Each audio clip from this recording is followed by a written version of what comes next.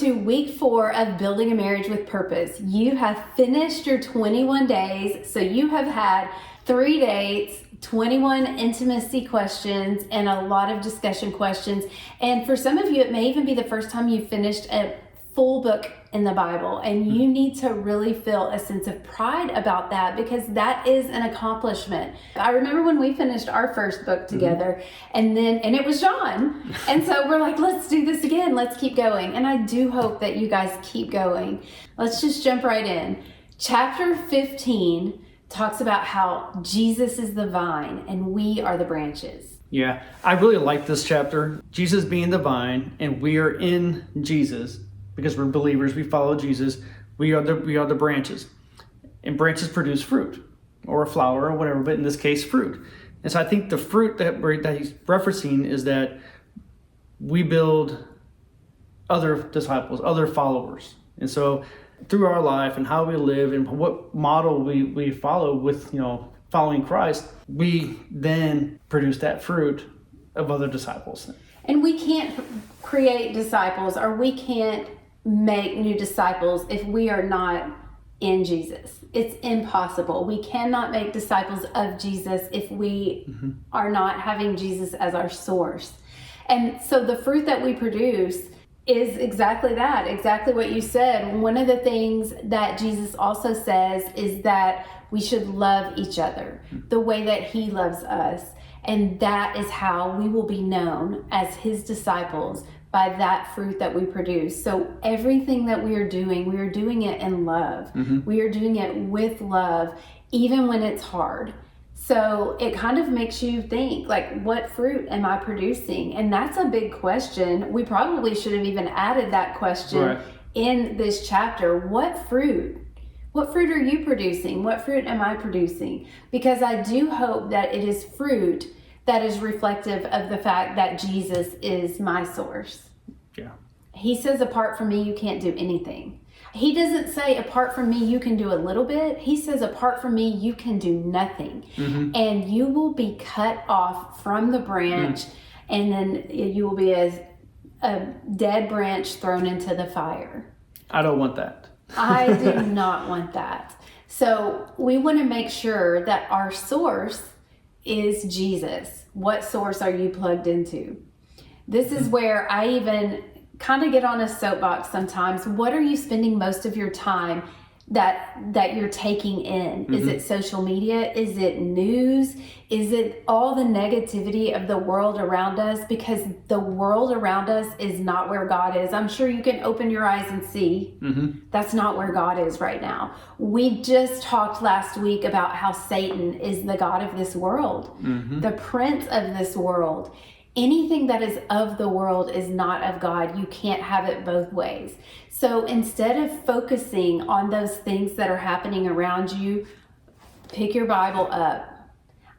I can't think that there are people who have gone through these 21 days and not seen a difference. Don't you think they're gonna? I know I worded that weirdly, but yeah, I can't imagine you not having some kind of difference in your life, just a sense of peace. Yeah, I think so too. I mean, like I said, when you and I went through it the first time, everything changed. I mean, it was almost like a 180 change in our relationship, and just, again, how we communicate. And again, I'm still in my growth pattern with going through the Bible, and it's every time I read it, there's something new that stands out. And every time we read the same thing and we still get something new. Yeah, and things just change, and my eyes are open to certain things, and I hope your all's eyes are open to change. Also, when we were going through it that first time, or anytime you're doing this, you're spending less time in the worldly things. You're spending less time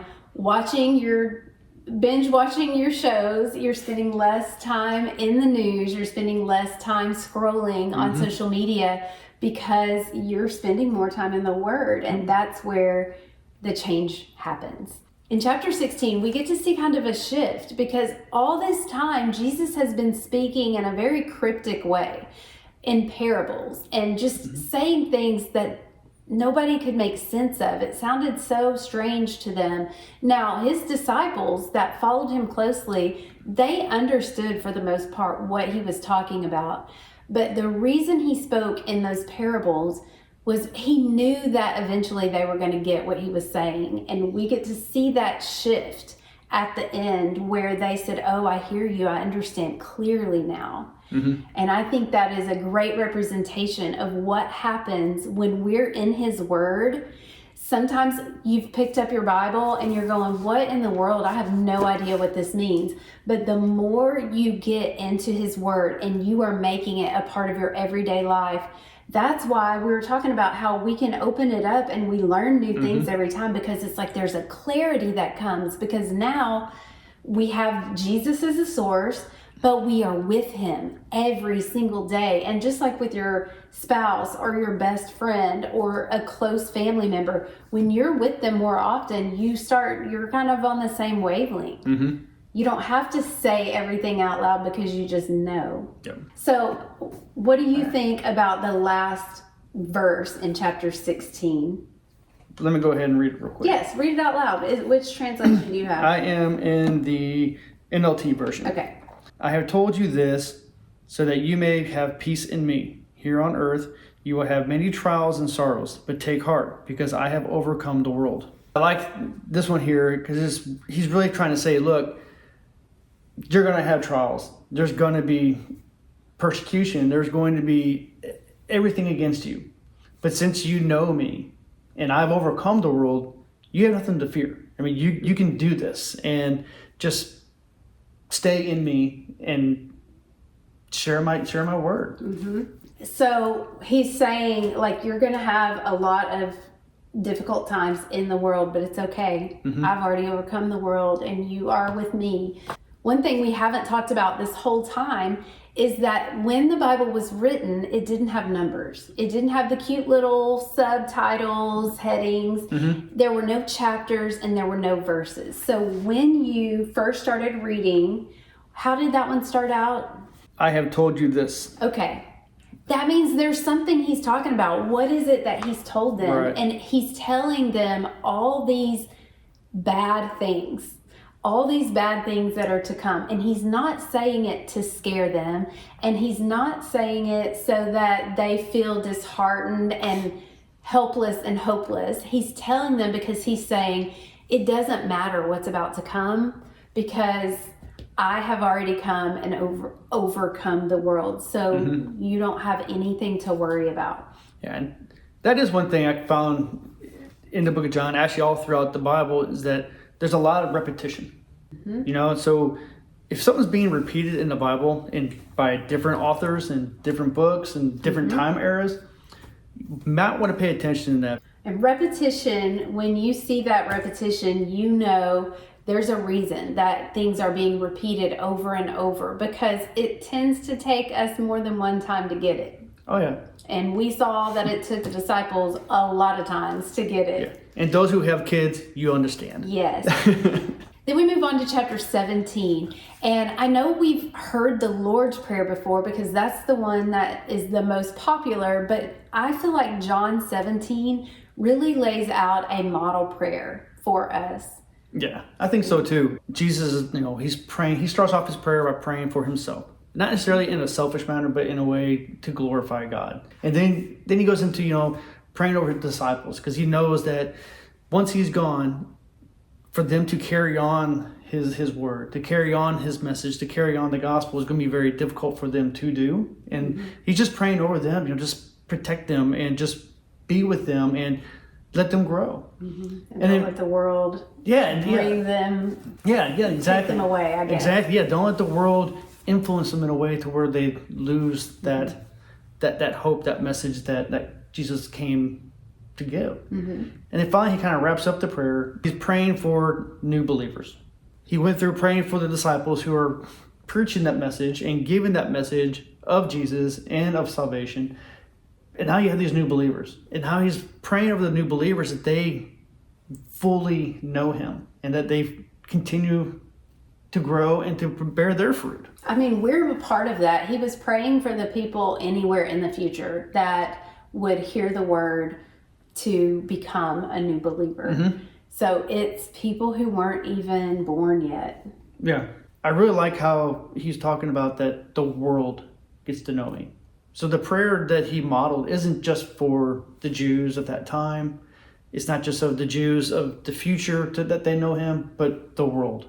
In this chapter, one of the things that we asked in the intimacy part is about the purpose. What purpose do you think God has for our marriage? And I hope that you spent some time thinking about that, because one of the things in chapter 17 that Jesus talks about is the sanctification process, the purpose of the disciples in preaching the word to others so that others can become believers.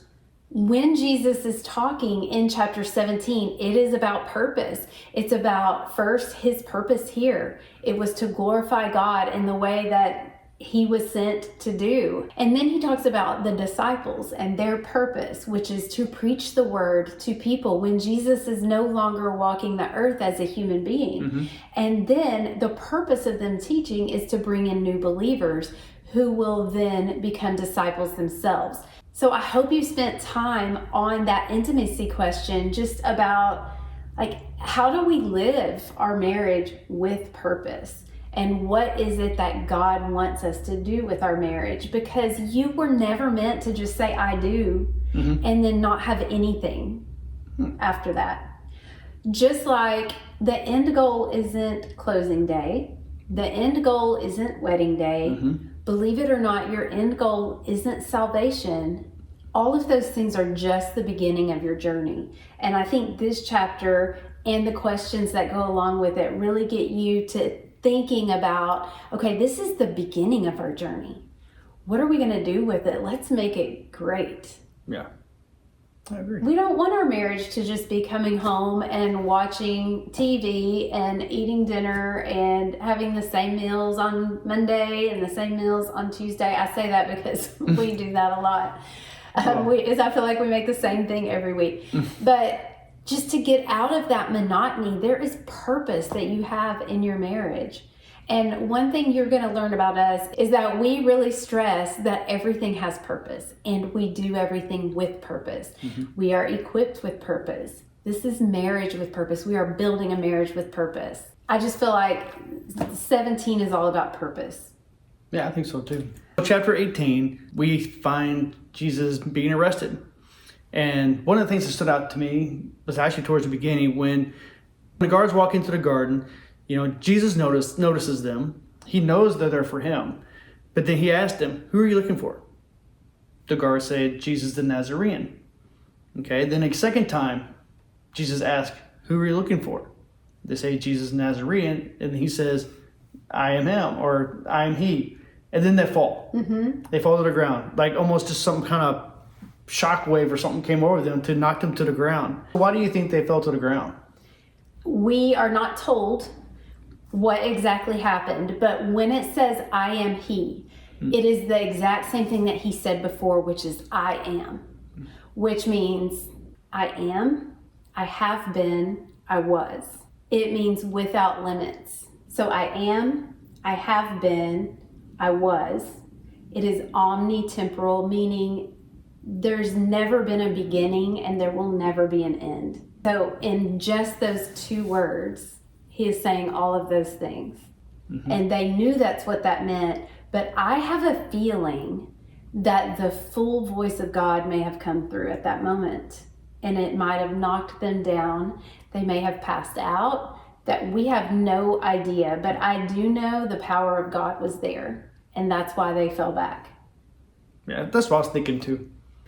Also, in chapter 18 is when Peter cuts the ear off of the person. And we know that John has some kind of relationship with him because it's in verse 10 that John tells us his name is Malchus. That means he knows this person. And we see a little bit later how he does have some kind of a relationship with that family.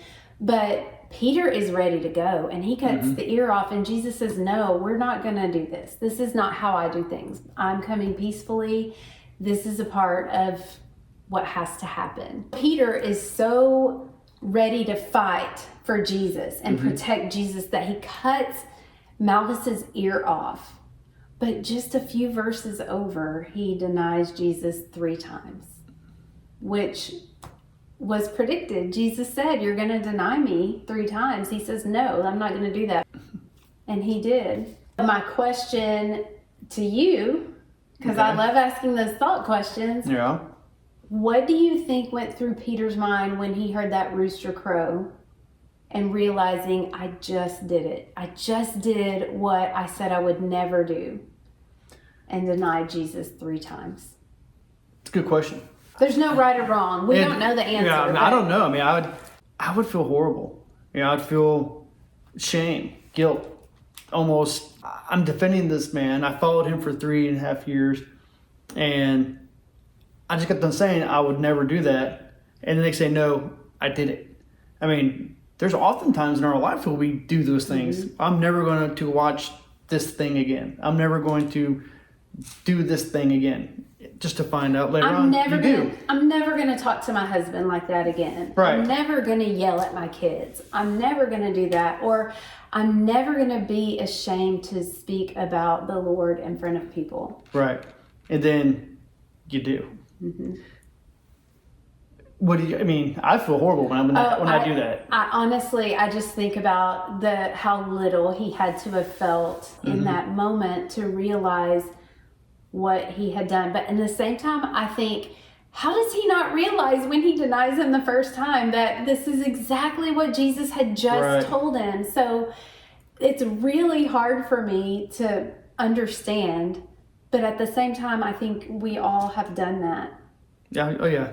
And then chapter 19, which is one of the most somber and eye-opening but beautiful chapters in all of the Bible, because we watch Jesus be mocked and beaten, and to think about what he actually went through for us.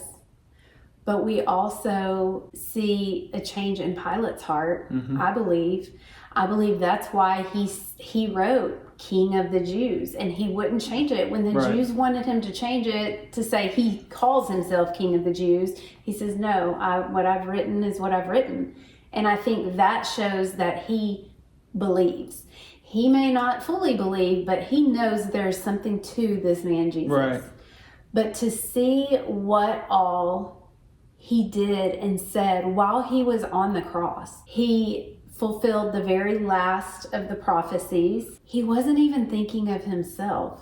Like, there's a moment that he sees John and that he sees his mother Mary. And as a mom, when I hear it read, because I like to listen to scripture being read, it brings emotion. It brings me to tears, because Jesus is in excruciating pain. We talked about it before. He was fully human, so he felt the pain, the same pain that we would have felt had it been us.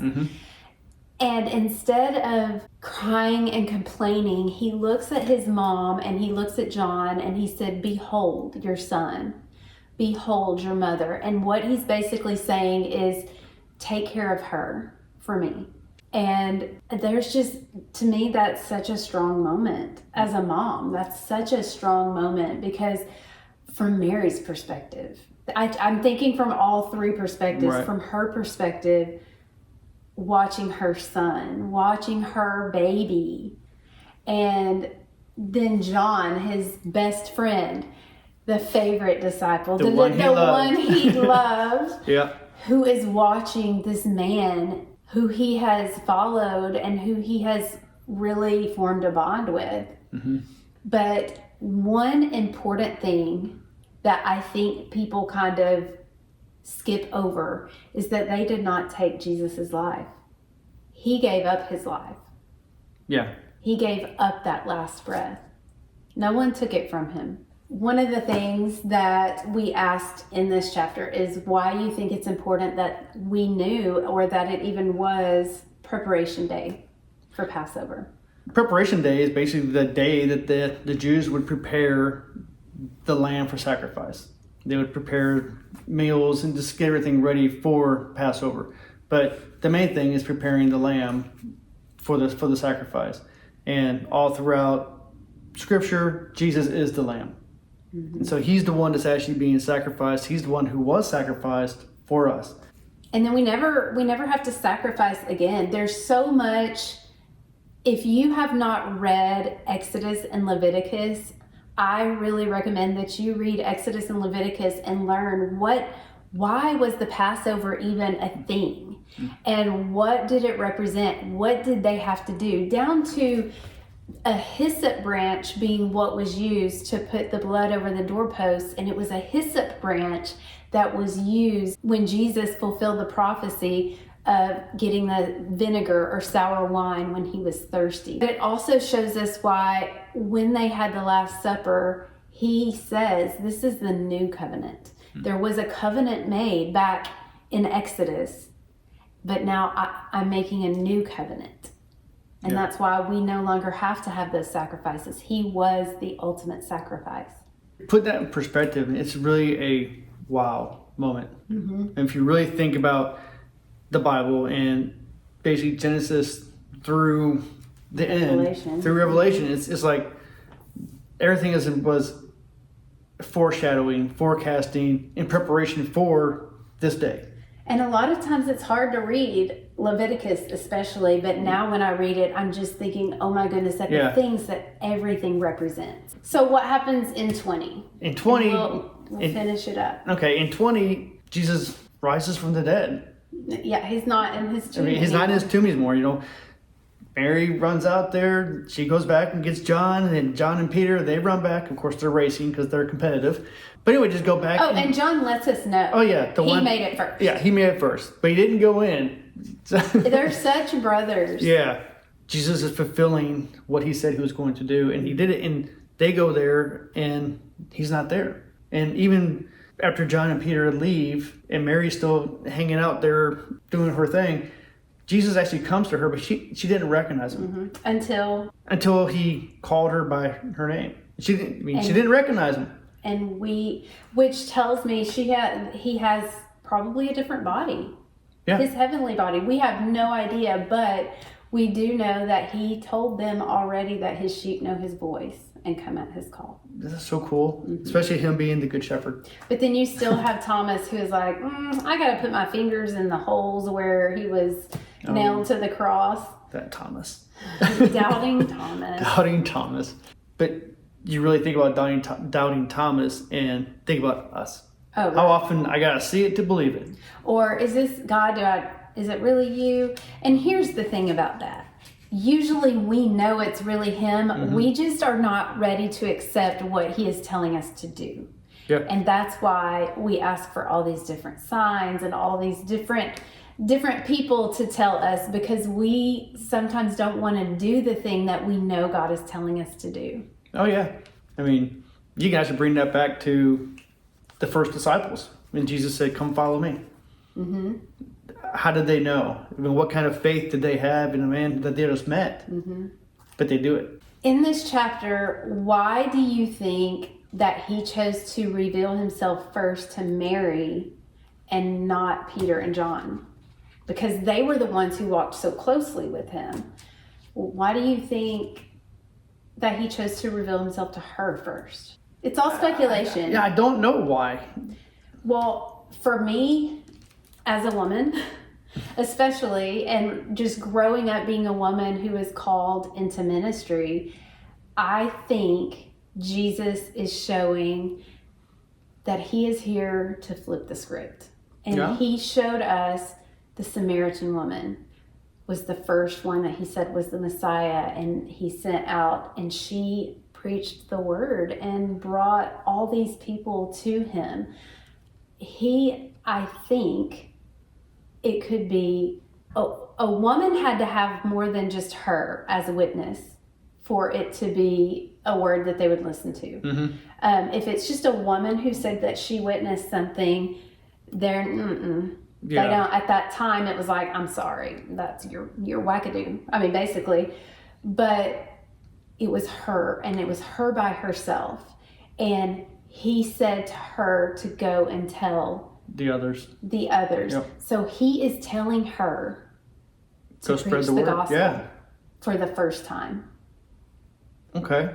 And I know this is a touchy subject in the church world, but we women do have a place in the church we have a voice.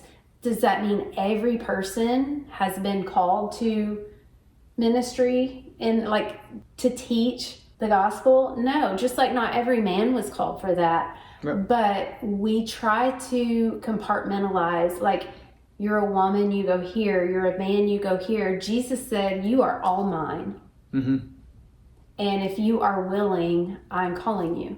And I really feel like that is one of the reasons he chose her instead of John or Peter. It doesn't make them less than. Right. But I think it was to choose the person that people are not supposed to want to listen to. Just like the Samaritan woman. That's good. Because who wants to listen to this woman who has a bad reputation?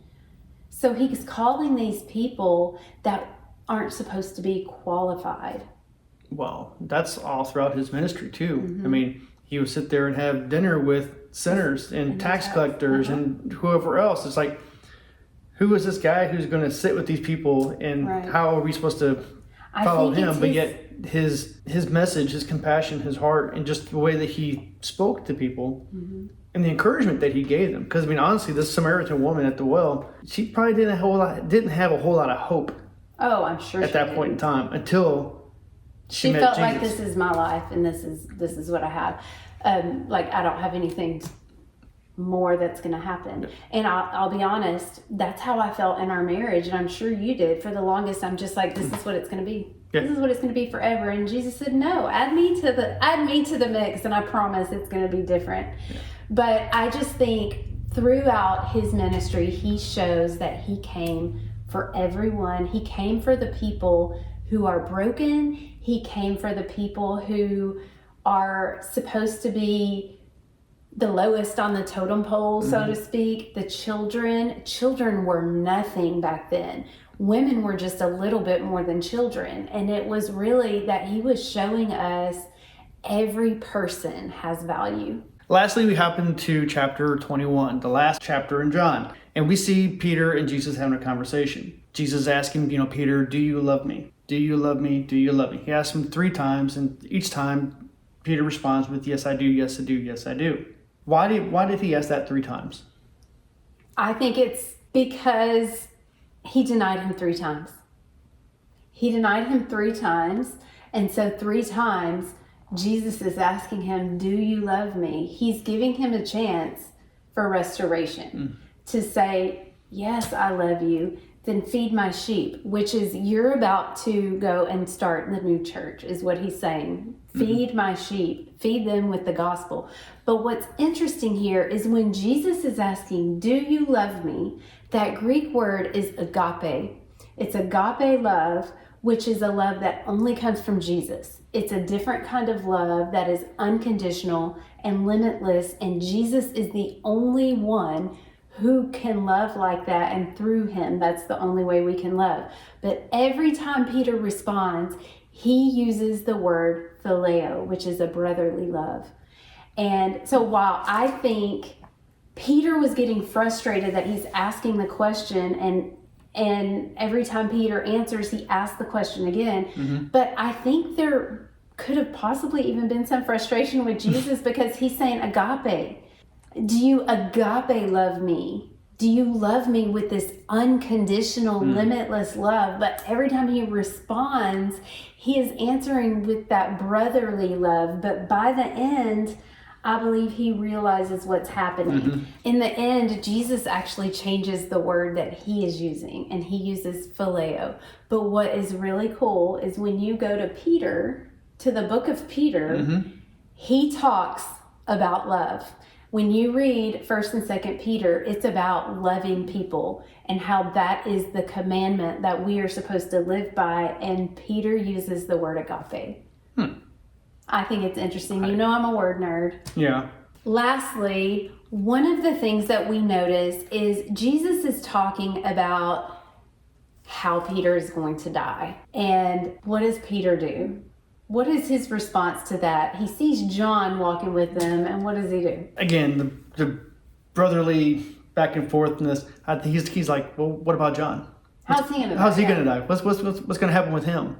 Jesus' response to that in verse 22, he says, if I will that he remain until I come, meaning if he doesn't die and lives forever, what is that to you? Just follow me. And what we can take from that is we have got to get out of the comparison game. Yep. It does not matter who is on a stage. It doesn't matter what kind of house this person has. It doesn't matter what someone's marriage looks like. It doesn't matter what is happening in someone else's life. Mm-hmm. He is saying, all I'm asking you to do is follow me. And it's going to look different than the next person. Your marriage is going to look different than someone else's. And you also can't compare that marriage with what you see on social media. You can't compare the marriage that you have with what the person on the stage is showing you, because everybody is presenting to you their best self. They're not telling you the mess that they are, and they are.